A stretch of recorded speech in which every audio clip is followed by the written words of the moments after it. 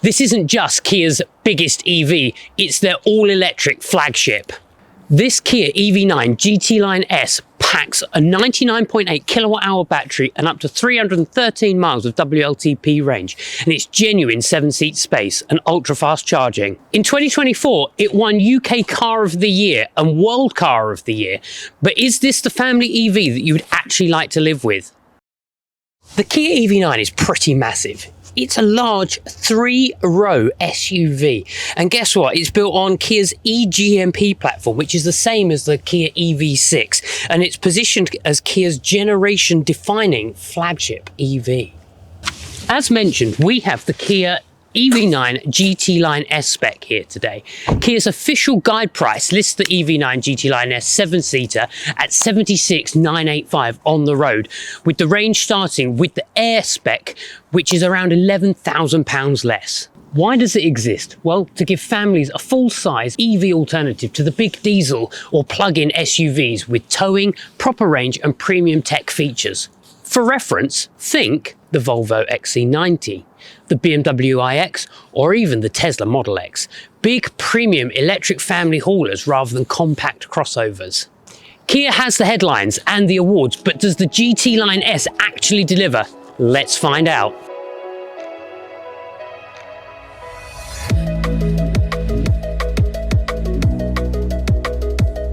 Following Kia's EV naming convention, the look and theme of the EV9 follows the rest with the digital tiger face front and the vertical signature lights. And it's a very front-heavy design. It's very flat-sided, looks very aggressive and looks very mean on the road. The Kia EV9 is a bit of a beast, with a length of 5,015mm, a width of 1980mm and a height of 1803mm. So the curb weight of the GT Line S is around 2.6 tonne and the maximum braked towing capacity is 2.5 tonne. And we get these massive 21-inch alloy wheels with aero covers here on the GT Line and GT Line S spec. So this central 12.3-inch display is a touchscreen, as you might imagine, and features things like Apple CarPlay, Android Auto. You've got standard Bluetooth, so you can just stream your media there. You can plug a USB-C stick in with all your media preloaded. The car has things like voice control as well for ease of access, so you don't have to fiddle around while you're driving. Plus you've got the on steering wheel control, so you can change through your media there nice and easily. As per the rest of the Kia range, we do also get wireless charging here in the center console. When you go for the GT Line S spec, you get a couple of added little bonuses. You get things like the head-up display, which is great for when you're driving along. Then what I love is the banging sound system. So you get an 8-speaker sound system as standard in the other spec levels, but the GT Line S does give you the 14-speaker Meridian sound system, and it sounds fantastic. So you get a couple of nice little touches with the EV9 as well. So in addition to the standard key, you can also download the digital key card to your Apple Wallet, so you can unlock the car completely without having to keep the key on you. Plus you get things like the fingerprint recognition, which does save your driver profile. So if you share the car with others, you can come in, tap on there, and then it will set the car to your preferences. I really love the layout of this cockpit in here. The driving position is exceptional. The seats have so many different configuration options, and it's got my ultimate favorite feature, which is that you can actually lift the base of the seat. There's also a lovely little touch where you can actually recline the seat and you get a little calf rest that pops out the bottom as well. So you can lay back, maybe watch something on YouTube while you're charging up at the charge stations. So that's fantastic. I like how much storage there is in this car. I like because the car is so wide, I like how grand this feels here in the driving seat. We've got some lovely touches as well on a chilly morning like today. We've got the heated steering wheel, we've got the heated and ventilated seats, and the heated seats actually does continue into the back of the vehicle as well. So in the back of the EV9, as you would imagine, there is loads of room, both height, leg room, and there's still room to spare. So as standard, it comes as a 7-seat option. Now, you can spend an extra £1,000 on the GT Line S spec and go for a 6-seat option. So the standard option is 2 seats in the front, 3 across the middle, 2 in the rear. If you go for the 6-seat options, it's 2, 2 and 2. Now, the 6-seat option gives you the ability to spin these center row seats around, so you can have like a little conference in the back, and it gives you a little adjustable table as well. So that's super cool. And there's loads of features in the back here as well. We've got things like the USB-C charging ports in the back of the seats. We've got map pockets. We've got massive great storage feature under there. We've got central armrest in the middle with 2 cup holders. Plus we've got the bottle holders in the door. The nice ambient lighting continues in the rear here as well. We've got both heated and ventilated seats too, and we have these integrated sunshades in these doors. There's handles up here, handles to get in and out here. We've got ceiling mounted air vents with a control panel here in the roof in the center row, and then in the rear row you also get the blowers continuing through the back there. But it doesn't stop. You can sit here and then you can actually adjust the backrest, so you can go for a nice little snooze in the back, or you can put that more upright to give people in the third row even more room. We can slide these seats forwards or right back as well. So lots of different configuration options in here too. So here in the third row, as you might imagine, it's not necessarily designed for fully grown adults, but because these second row seats do slide forwards, you can create extra leg room. I perhaps wouldn't want to travel miles in the back here if you had the 7-seat option. I think if you had the 6-seat option, you could turn these seats around. That would then create loads of leg room and it wouldn't be a problem.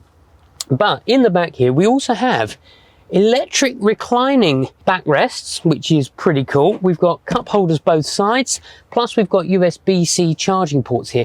We've got windows here letting lots of light in, so good visibility. They don't open, but still nice to have. Plus you've got the overhead skylight there, which is great, letting lots of light in. What you do have as well, not only in the second row are the ISOFIX points, you also get ISOFIX in these rear 2 seats as well. So I think the back end of this is actually pretty sleek, very minimalist, very square again. I like these lights. It kind of reminds me a little bit of a Volvo. When we open the boot, which is electric, of course, and can be controlled from your key, with all 3 rows of seats in place, the boot space is actually still pretty generous.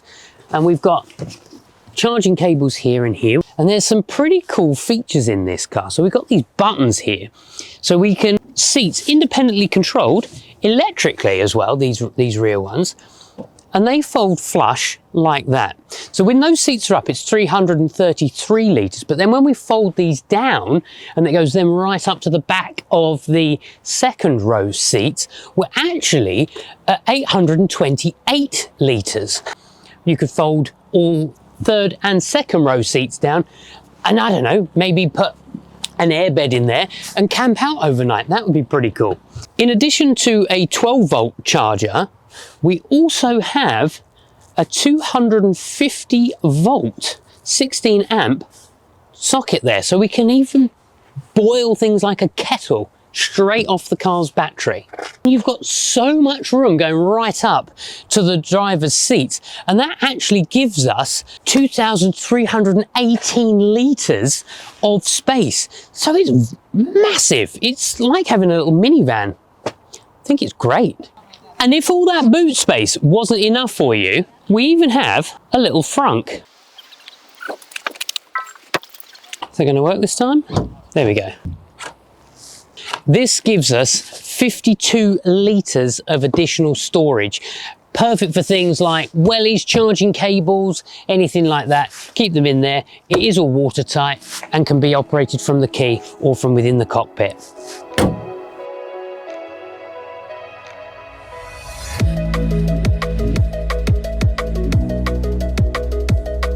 So in addition to all the ADAS systems, the advanced driver awareness systems that come as standard on most cars these days, we also have adaptive cruise control, which is great, keeps you at a set distance from the car in front, will apply the brakes as they slow down, etc.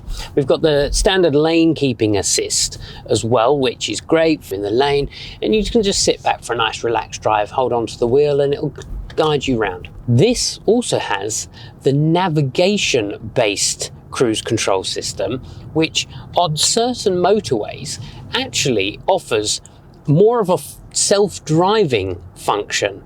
So things like changing lane become even easier. When you are up to speed, the cruise control is set. Once the nav-based cruise control becomes active, you get a little symbol in your dashboard there. What then happens is you indicate to go, the car will check both blind spots and will automatically pull the car into the other lane. So you can overtake and then get past the vehicle that you were looking to overtake, indicate back in, and the car will pull you back into the lane when it is safe to do so. That's pretty clever. So maneuvering this vehicle as well at low speeds is great. We've got not only a reversing camera, but we've got a full 360 bird's eye view of the vehicle, so parking in those tighter spots is a doddle, and you can then adjust the angle as well, so you can see all different perspectives of the vehicle, and it brings up a little virtual car on the screen so you can actually see what that will look like in that position. That's novel but handy. When you're indicating and changing lanes as well to save blind spot, we've got the blind spot warning on the wing mirror itself, so a little light illuminates. But if I do indicate, then we get a virtual wing mirror pop up here on the 12.3 inch display to show me exactly what's behind me and in my blind spot. So again, yet another nice little safety feature there, just going that little extra mile. What I like about the steering in this is it's very easy, it's quite light, but not too light. I personally like a slightly firmer steering wheel. I like to actually feel like I'm turning the wheel. I'm going to switch now. I'm going to go into a little sport mode because we're about to join a dual carriageway. So to build up to speed, and I feel as we're going around this pretty much a tight little turn, that is holding the road so well, staying in that lane, and then we can just build that speed up, instant power, and we can join straight in there. That's one of the best features of electric vehicles, is how quick they are just to pick up speed. So with electric vehicles, you do get regenerative braking. The Kia is great because you actually can select the intensity. We can also flick through on these flappy panels behind the steering wheel as to the intensity of that. What you do find is that if you put it into the I pedal, which is the one pedal driving, if you let off, it can be quite aggressive on that. Initially it's nice and soft and it's slowing you down gently, but then all of a sudden it's as if the brakes are kicking in and you do feel that real pull on the brakes. But as long as you manage and feather that throttle, it's actually okay. I am loving this 14 speaker Meridian sound system. The sound quality is insane. I think the girls with their nails done.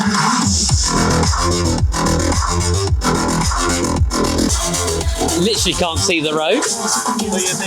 It is down. All the EV9s come with a 99.8 kilowatt hour battery as standard. And the GT Line S comes as an all-wheel drive dual motor, delivering 378 brake horsepower. For a big tank, this car is pretty rapid and will get you from 0 to 60 in 5.3 seconds. So the base model is the Air, and that gives you about 349 miles worth of range, but only comes as a rear-wheel drive option. Mid-spec is the GT line, and that gives you 316 miles of range, and that comes as an all-wheel drive motor again. And we're in the GT line S spec, which is the top spec of this vehicle, which gives you 313 miles of range, and that again is the all-wheel drive dual motor. I found driving this car around for the last few days that the range calculator actually does seem pretty spot on accurate. Depending of course how you drive, if you're pretty sensible, then you can see about 300 miles per charge, even on the colder mornings. On a rapid charger, this thing actually charges pretty quick. From 10 to 80%, you can expect to be gone in about 24 minutes. Kia quotes that this car can actually take on board about 150 miles worth of charge in just 15 minutes. So I've taken this up the motorways, I've been on the back roads, I've taken it through central London, I've been in and around Brighton, and I have to say I'm absolutely loving this car. I think it drives superbly. It's my favourite in the Kia range so far, and it's just so smooth, refined for what seems like a massive tanker of a vehicle. It's surprisingly easy to drive. It's got a great turning circle and it rides the bumps beautifully. I mean, I feel like I'm in something super luxurious. Like the look of this car? Head to rivervale.co.uk to check out the latest business contract hire and lease deals available on this and many other makes and models. Browse offers, filter by budget, and see what's in stock for quick delivery. You can tweak your mileage, add optional extras, view the full spec, and price it up in seconds. rivervale.co.uk.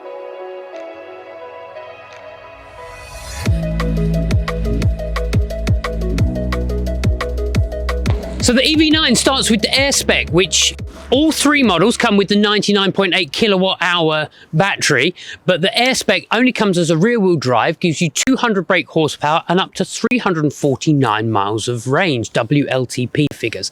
And it starts at just 65,195 on the road. The GT line is the mid-level spec, all-wheel drive model this time, so the dual motor with 378 brake horsepower, and you do get 20-inch alloy wheels and up to 316 miles of range, and that comes in at 73,195 on the road. And then the GT Line S, which we have here today, comes in with the 21-inch alloy wheels, 313 miles of range. You get the 7 or 6 seat option, and that is 76,195 on the road. If you want a genuinely big, practical 7-seat EV that can tow, go on road trips, and still feel really premium and special inside, then the Kia EV9 GT Line S absolutely should be on your shortlist.